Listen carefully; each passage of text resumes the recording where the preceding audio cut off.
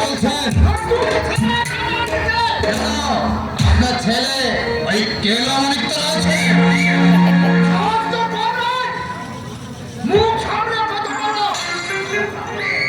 আমার নাম ছোকরা নয়, আমার নাম নিপুণ।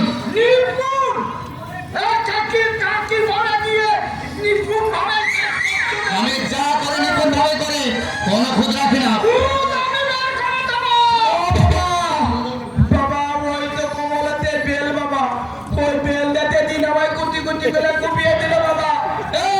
আমি বলেছিলাম না আমার বাবা মাতব্বর, আমার বাবাকে থেকে নিয়ে দিই তো পিঠে তাবলা তুলে নেবো। বলছি জমির বেড়া ভেঙেছ কেন? আমার ক্ষেত নষ্ট করেছ কেন? বাড়ি উঠবে, বাড়ি উঠবে, বাড়ি উঠলেই হলো। এ কার জমি জানো? অনির্বাণের। অনির্বাণের বাবা। শুধু তার বাবাই নয়, তার ঠাকুর দাদারও। কি বলে দিয়ে তোমার এত সাহস হলো কি করে? বাড়ি আমি কিন্তু উঠাতে দেব না। বাড়ি ওঠাতে দেব না। আরে মগের মুলুক পেয়েছ। এই মগের মুলুক পেতো।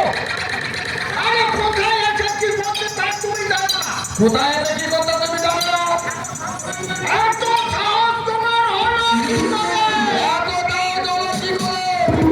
ওরে তুই চুপ কর। বলো তুই চুপ কর। ওরে তুই চুপ কর। বলো তুই চুপ কর। তোর মন্দিরে দাঁত ফেলে দেবো।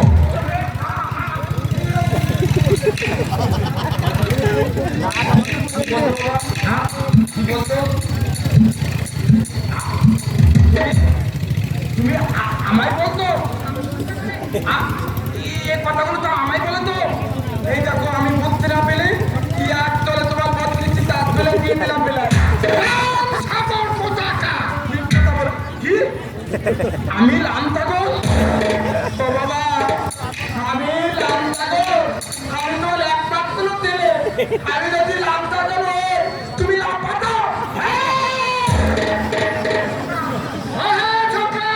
বলেছি তো আমার নাম ছোকরা নয়, আমার নাম নিপু। এই ছটা ছয় মন্ডলের কাছে কি বলে দিয়ে ওই নিপুণ ফিপুণ টিকবে না। আপনার বাপ মা আপনার নামটা ভুল রেখেছে। আপনার নামের সঙ্গে স্বভাবের কোনো মিল নেই।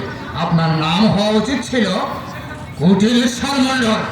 কি তোমার সাহস তো কম নয়। ভয়টা খুব কম। কার হুকুমে এই জমিনে ইট বাড়ি ফেলেছ? সরকারের হুকুমে। আমার বাবা ফরকাও আমার বাবা জমি আমি এতদিন ভোগ দখল করে এসেছি। এ জমি আমার। বেআইনিভাবে যে কয় বছর ভোগ দখল করছেন, তাই এবার সুদ সমেত আপনাকে ফেরত দিতে হবে। আরে তোমার কথাই দিব নাকি? হ্যাঁ ওই ছটা ছয় মন্ডলকে তোমরা চেনো না। এই কি বলে দিয়ে আমি দিনকে রাত করতে পারি তাই বলি কেন? আপনি আমার কিছুই করতে পারেন না। কি আমার মাথা নিয়ে ঝাড়টা হচ্ছে? আমি ঝাড়টা মাত্র শুনো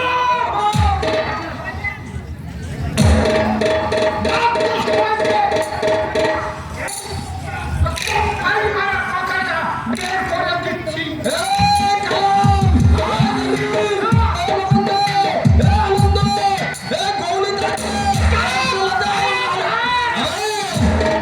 ডপ্পাই মারা ভেঙে দিতে আসার আগে যদি একখানা পেটো খেয়ে নিই। ও বাবা, পেটো কি দিনই জানো বাবা? না না পেটো যদি খাওয়ার দিনই তো হয়। হ্যাঁ আমি বলে তো খাবো বাবা। খাবো না তুমি দেখো বাবা, এই এটা কি জিনিস? পেটো হচ্ছে দূর থেকে ক্রিকেট বলের মতো যদি একটা ছুড়ে দিই না, তাহলে দেহটা চাল তল পাকিয়ে এই মাটিতে উঠে পড়বে। আর কথা কাটাকাটি করো না বাবা, চলো পানি দাও। আমি তো যাবো বাবা। ভাবি এই তোমার মতো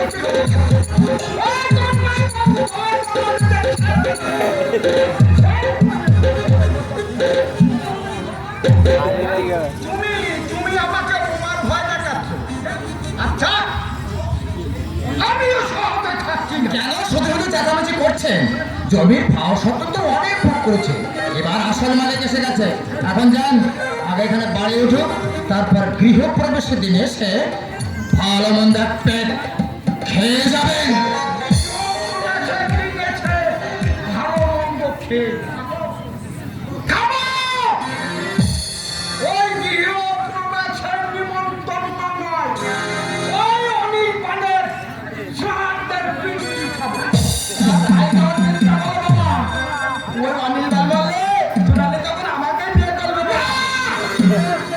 করবে না। আরে এত করে বলছি ওরে গাধা, ওই মেয়েটাকে যদি চকিয়ে পটিয়ে বিয়ে করতে পারি, ওই অভিমানের সমাজের সম্পত্তিটা আমাদের হয়ে যাবে। কিন্তু পারি না, ও উঠে একেবারে দুষ্ট নাচ করে। আমি তো দেখতাম কোন তুলসী করিনি বাবা, কিন্তু আমি কিন্তু দেই আমার বাচ্চা দিতে পারে না। সব অর্থের মূল হচ্ছে ওই অভিমান সমাজ। সে যদি অভিমানকে বাড়িতে ঠাঁই না দিত, তাহলে আমাদের সম্পত্তি দখল করতে পারত। ঠিক তো? বলো। অভিমানের বাড়িতে আজ একটা রাম রাবণের যুদ্ধ ঘটিয়ে বলো।